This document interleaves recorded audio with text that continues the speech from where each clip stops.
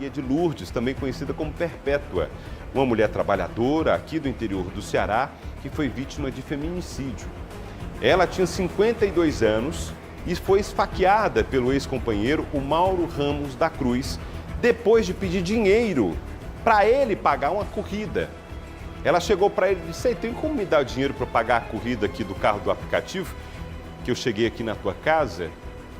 Por conta disso começou uma confusão e da confusão veio a morte, o assassinato. O assassino, confesso, ele já possui histórico de violência. Ele já teria agredido uma pessoa, já teria matado uma outra.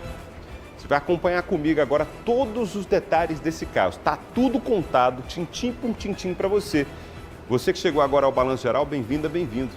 Acompanha comigo então a reportagem completa do Douglas Branquinho, direto de Goiás. Balança. Maria de Lourdes Perpétua dos Santos foi mais uma vítima da covardia e da maldade. Mais uma mulher assassinada. O suspeito do feminicídio, o ex-companheiro, Mauro Ramos da Cruz. O Mauro e a Maria de Lourdes, todos dois 52 anos. Há um tempo atrás, eles viviam aqui, nesse imóvel, aqui em Abadia de Goiás. A Maria de Lourdes, ela, desde janeiro, desde o início do ano, resolveu voltar para a terra dela, para o Ceará. Na cabeça dele, a relação deles tinha terminado. Quando deu um tempo, ela falou: tô voltando para Goiás e vou aí para nossa casa. Aí ele falou: peraí, precisa vir não tem nossa casa mais. É casa minha, eu que moro aqui agora. Você tá feliz aí em Fortaleza, no Ceará, fica para aí. Não vem não. Ela falou: eu vou. Ele falou: pois não venha. E ela falou: eu vou, inclusive nós temos as coisas aí, os eletrodomésticos, os móveis, as coisas da casa, é de nós dois. Nós temos que ver isso aí. Ele falou: pois bem, eu vou procurar então meus direitos. E aí, ele ali, talvez por falta de conhecimento, foi até a delegacia. Ele foi lá. Quando ele chegou lá, o pessoal da Polícia Civil falou: não, isso aí é coisa de família. É coisa de direito civil. Mal sabiam eles que logo o Mauro estaria ali por conta disso, por conta de um crime. E aí orientaram, falou: você tem que procurar a justiça para vocês fazerem aí amigavelmente essa partilha aí dos bens de vocês. Pois bem, ele volta para casa. E ela falou: tô indo. Vamos fazer o seguinte então, ao invés de dividir as coisas, vamos nos reconciliar. E ele não queria. Ele reticente, não queria reconciliação, aquela coisa toda. Quando foi na terça-feira, 8 de abril, ela vem lá do estado do Ceará, diretamente aqui para a Abadia. De acordo com ele, ela teria descido, já entrou na casa, já foi direto numa sacola lá, onde, segundo ele, ela sabia que ele guardava a carteira, e aí ela vai lá, de acordo com o Mauro, pega a carteira dele e ele fala: onde você tá indo aí pegando a minha carteira? Que negócio é esse? Ela: não, eu tô sem dinheiro para pagar o motorista por aplicativo. Paga aqui que depois eu te passo. Ele falou: mas pera aí, você não tem não, faz o Pix. Ela falou: não, a minha bateria do celular, ela acabou. E aí ele meio revoltado com aquela história toda, ela foi lá, pagou. Quando ela volta, ele fala: deixa eu ver seu celular então. E aí, segundo ele, o celular dela tinha sim bateria. Ele falou: mas você tá esse tempo todo lá pro Ceará, falou que estava trabalhando, falou que estava feliz, falou que estava vivendo sua vida, e não vem aqui agora, não tem dinheiro nem para pagar o motorista por aplicativo que te trouxe. E aí teria começado o bate-boca, a briga toda. O Mauro pega a faca. Segundo testemunhas, ela ainda teria implorado pela vida. Quando viu que ele estava mesmo para cometer o crime, ela falou: pelo amor de Deus, não me mata não.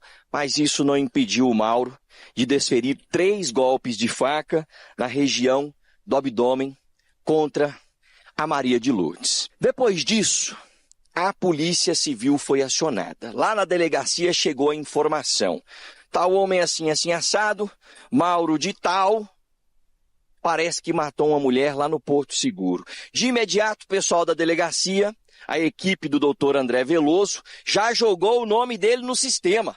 E lá deu, alguém lembrou, falou: atendemos esse cabra aqui 15 dias atrás, é aquele que veio procurar aqui sobre, a partilha ali, o problema que ele estava tendo com a mulher que ia voltar lá do Ceará. A polícia já tinha o nome do suspeito. Eles vieram e no meio do caminho, lá aqui entre a região aqui do Porto Seguro, indo lá para a delegacia em Abadia, eles encontram o Mauro. Ele é preso em flagrante. E disse, inclusive, que estava indo na delegacia para se entregar. Após sucessivas diligências, culminou na prisão de Mauro. Ele confessou a autoria na delegacia, citou motivos fúteis como a motivação do crime e apontou onde estava a arma, que foi uma faca, usada para matar Maria de Lourdes. De acordo com testemunhas na região, quando a discussão começou, ela, com medo, correu para a casa de uma vizinha e só voltou depois que ele chamou várias vezes. Voltou para ser morta. Depois de cometer o ato injustificável contra a mulher que ajudava a criar os 2 filhos dele com outras mulheres, um menino de 9 e outro de 7 anos, foi assim que ele falou com a polícia. Quando ela chegou em casa, ela passou assim, eu estava deitado na cama, ela nem falou, ela foi direto na bolsa, onde ela sabe que fica a minha carteira. Aí eu falei, o que você está mexendo na minha carteira? Eu falei, você está desde o mês de janeiro dizendo que está para lá trabalhando, ainda chega sem dinheiro, hein? Engraçado isso aí. Note que na cabeça dele, ele é uma pessoa de bem. Eu estou respondendo liberdade porque eu sou cidadão de bem. Dessa vez foi preso. Como ele deveria estar. Mais um detalhe chama a atenção nessa história. Quem mata, geralmente volta a matar, seja lá o motivo que for. E no nosso país, quem mata também fica solto. Assim como milhares de criminosos, suspeitos, acusados, muitas vezes condenados por homicídio, mas, por conta de brechas na lei, a nossa lei frouxa, ficam soltos. E o caso do Mauro também é um desse. Em 2021, em Goianira, uma pessoa o devia. Ele cobrou, a pessoa não pagava, aquela coisa toda e tal, estava aquela pendenga, quando o Mauro teria perdido a paciência, ficou ali, armou uma emboscada para essa pessoa que o devia, ele, a pessoa foi sair de casa para ir na padaria, comprar o pão logo cedo, o Mauro já estava esperando, e aí falou, cansei de esperar você me pagar. Bem. 3 tiros, sem chance de defesa para a vítima, homicídio qualificado. A lei no Brasil é assim, você tem direito a matar uma vez. Matou, saiu do flagrante, se apresentou, vai responder em liberdade. E assim o foi. Ele decidiu mudar lá de Goianira, decidiu começar a vida para cá e pimba, mais um caso. E nesse caso, da mesma forma. Se esse homem estivesse pagando pelo homicídio que ele cometeu, quem sabe agora a Maria de Lourdes estava viva. Pra você, o meu amor na festa, vou procurar alguém pra me fazer feliz, como eu sempre quis fora. É ou não é revoltante? É ou não é um absurdo? Tá errado. Tá errado. Tem bandidos se sentindo muito à vontade aqui no nosso país por conta dessa lei frouxa. Como é que você tira a vida de alguém? Eu não estou falando de um crime bobo, como levar um jarro de planta da frente de uma casa, que é crime também, é furto. Só que são coisas completamente distintas. Você tira a vida de uma outra pessoa, anula o direito dessa pessoa de continuar existindo, de viver, e está livre, nas ruas, podendo se relacionar. É pior, tirar a vida de uma outra pessoa, que foi o que aconteceu com a Maria de Lourdes. Um absurdo total, é preciso mudar para ontem. Não concordo mesmo. Se você pensar diferente, é do jogo, faz parte, a gente tem que pensar diferente por vezes. Não precisa todo mundo pensar igual, mas que eu acho que está errado, tá. Inclusive a família da Maria de Lourdes está clamando por justiça, com medo de que arrumem alguma outra brecha na lei lá e põe o caba para correr, põe o cara na rua. Mas vamos ouvir agora alguns parentes que gravaram vídeos pra gente, e a primeira que fala é uma das filhas. Olá, Jaiane, boa tarde. Oi, Luiz, boa tarde. Eu me chamo Jaiane, sou filha da Maria de Lourdes. Pra mim é meio que frustrante, né, estar participando do seu programa hoje,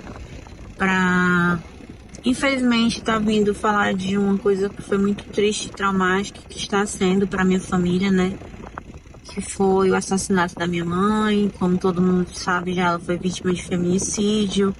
Ela era daqui de Fortaleza, conheceu essa pessoa, foi morar com ele em Goiânia, tentar abrir uma fábrica de colchões lá, né, crescer, em busca de algo melhor, e infelizmente aconteceu essa fatalidade, né. Ela sempre foi uma pessoa muito alegre, muito espontânea, muito caridosa, muito prestativa. Às vezes eu até ficava meio que chateada com ela, né? Porque muitas vezes ela olhava muito pra fora, esquecia a gente um pouquinho dentro de casa, com a maneira dela de ser, de querer fazer o bem pra todo mundo. Ela sempre me dizia: minha filha, a gente tem que fazer o bem sem olhar quem, dar amor a quem precisa receber. E assim, graças a Deus eu tive a oportunidade de conviver bastante com a minha mãe nesses últimos dias. Ela saiu de casa na segunda-feira, dia 7, né, à noite, para viajar para Goiânia. Chegou lá na terça, por volta de 12 para 1h, que foi como tudo aconteceu, né. Infelizmente, ela sofria de dependência emocional, né. E é uma coisa que muita gente ouve falar, acha que não pode acontecer com você, mas é uma coisa que tá aí e que tá pegando muita gente, principalmente mulheres.